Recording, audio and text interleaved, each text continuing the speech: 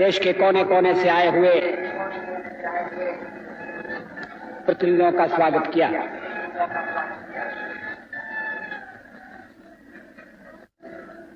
Bharatiya Janata party का प्रथम राष्ट्रीय अधिवेशन है।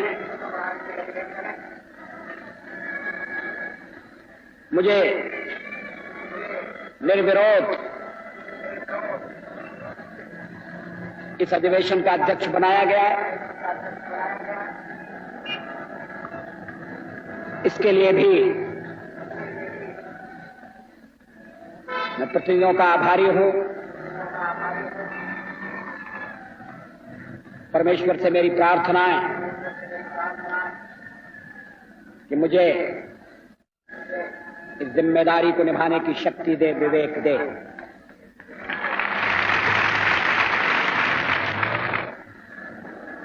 भारतीय जनता पार्टी का अध्यक्ष पद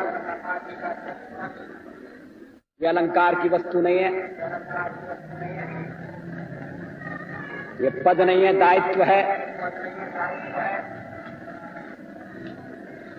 प्रतिष्ठा नहीं है, परीक्षा है। ये सम्मान नहीं है, चुनौती है।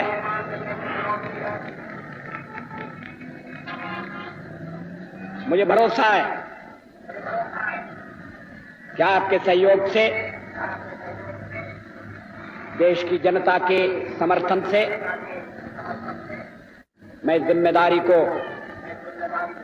ठीक तरह से निभा सकूंगा।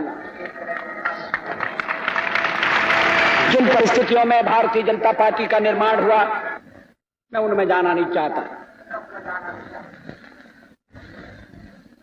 देश की राजनीति को अगर नैतिक मूल्यों पर चलाने का संकल्प किसी ने किया है और जो लोग उस संकल्प को कार्य में परिणत करने की शक्ति रखते हैं, वो भारतीय जनता पार्टी के मंच पर इकट्ठा हो गए।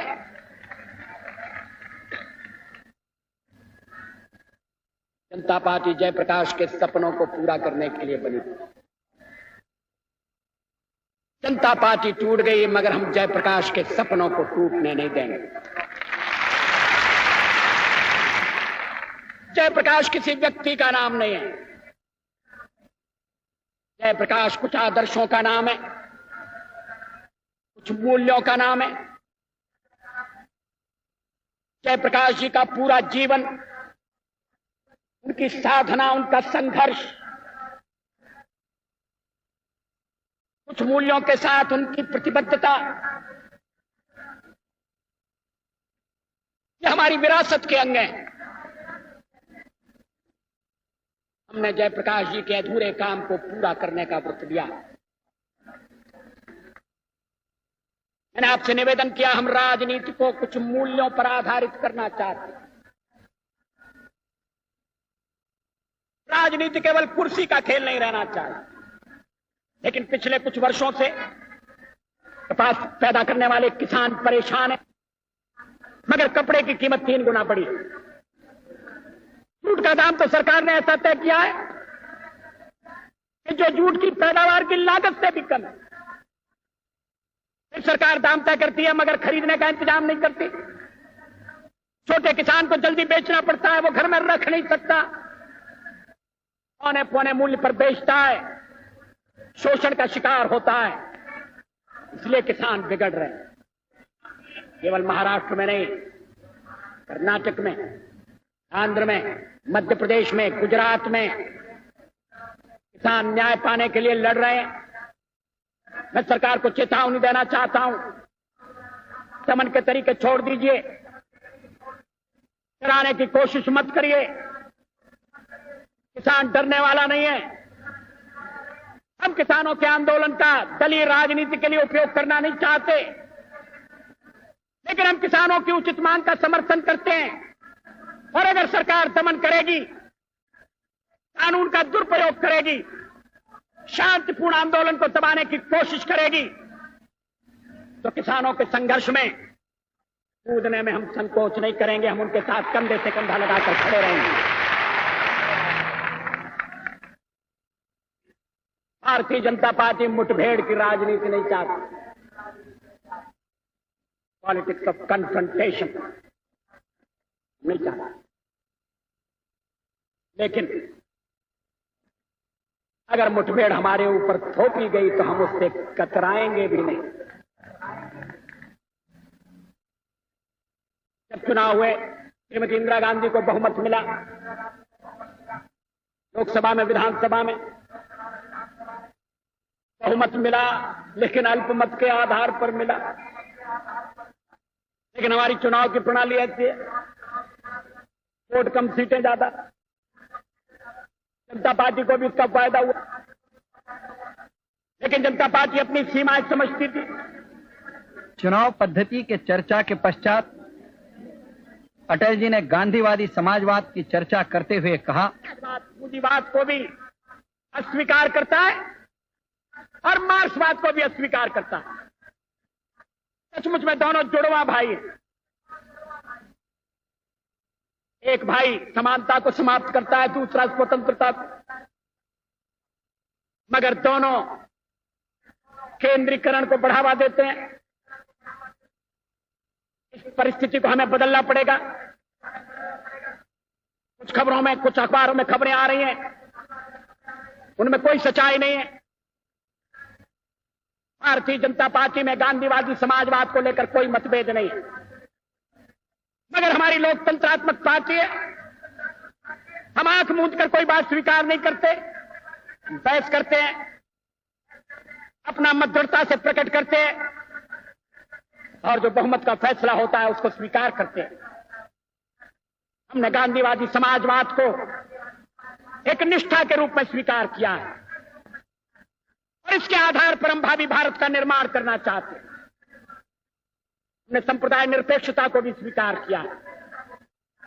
सवाल यह नहीं कि लोकतंत्र से चलने वाली संसदीय पद्धति चलती रहे या लोकतंत्र से चलने वाली राष्ट्रपति की पद्धति आ जाए। जो राष्ट्रपति की पद्धति लाना चाहते हैं उनकी लोकतंत्र में निष्ठा नहीं है, उनके इरादे कुछ और है। वो जीवन भर राष्ट्रपति बनाने की बात करते हैं। हमें उनसे सावधान रहना है। इस साजिश का भंडाफोड़ करना है। हमें उनके प्रयत्नों को कामयाब नहीं होने देना। हमें देश में कानून का राज्य रखना है। जंगल का कानून देश में चले, इस बात की इजाजत नहीं दे सकते। जब मैं कहता हूं कि देश तकदीर के तिराहे पर खड़ा है, तो हमारे सामने जो संकट है उसको हम समझ लें। सवाल केवल नए प्रधानमंत्री को लाने का नहीं है, सवाल केवल सरकार को बदलने का भी नहीं है। नारे लगते हैं, अभी प्रधानमंत्री कौन होगा? मैंने सवेरे भी इसका उल्लेख किया था। ऐसे नारे नहीं लगना चाहिए। श्रीमती इंदिरा गांधी दोबारा प्रधानमंत्री हो गई। 12 महीने में जादू उतर गया। एक व्यक्ति का उतरता हुआ जादू इस देश के संकट को नहीं उबार सकता। एक पार्टी का घटता हुआ प्रभाव हमारे बुनियादी प्रश्नों को हल नहीं कर सकता। किसी सरकार का लहूलुहान दबदबा हमें वर्तमान मुसीबतों में से नहीं निकाल सकता। सवाल व्यक्ति का नहीं है, केवल दल का नहीं है, केवल सरकार का भी नहीं है। संकट व्यापक है, संकट गहरा है, संकट व्यवस्था का संकट है। सरकार पिछले 12 महीने में आर्थिक स्थिति को सुधारने में क्यों विफल रही है, इस पर गहराई से सोचा जाना चाहिए। जो स्थापित संस्थाएं वो टूट रही हैं, केवल राजनीतिक क्षेत्र में नहीं, आर्थिक क्षेत्र में भी नए तनाव पैदा हो रहे हैं। हर जनों पर अत्याचार क्यों बढ़ रहे हैं? बहनों को बलात्कार का शिकार क्यों ज्यादा बनाया जा रहा है? भारतीय लोकतंत्र के प्राण 65 करोड़ लोगों की समानता की उत्कट आकांक्षा और शोषण की स्थितियों से मुक्ति की तीव्र आतुरता में बसते हैं। लोकतंत्र से खिलवाड़ करना चाहते हैं, उन्हें इतिहास लोक चेतना की तूफानी धारा में बहाकर ले जाएगा। आवश्यकता इस बात की है कि गणतंत्र की रक्षा और नैतिक मूल्यों की पुनर्स्थापना के संघर्ष में हम किसानों, मजदूरों, ग्रामीण, गरीबों, दस्तकारों, युवकों, छात्रों तथा महिलाओं को भागीदार बनाएं और उनमें यह विश्वास पैदा करें कि अपनी स्थिति को सुधारने का उनका यत्न यथा स्थिति को एकजुट होकर बदलने से पूरा होगा। भारतीय जनता पार्टी राजनीति में, राजनीतिक दलों में, राजनेताओं में जनता के खोए हुए विश्वास को पुनः स्थापित करने के लिए जमीन से जुड़ी हुई राजनीति करेगी। शिखर की राजनीति के दिन लग गए, तोड़ तोड़ की राजनीति का कोई भविष्य नहीं है। पद, पैसा और प्रतिष्ठा के पीछे पागल होने वालों के लिए हमारे यहां कोई जगह नहीं है। जिनमें आत्मसम्मान का अभाव हो वो दिल्ली में जाकर, दिल्ली के दरबार में जाकर मुजरे झाड़ें। हम तो एक हाथ में भारत का संविधान और दूसरे में समता का निशान लेकर मैदान में कूदेंगे और जूझेंगे। हम छत्रपति शिवाजी महाराज के जीवन और संघर्ष से प्रेरणा लेंगे।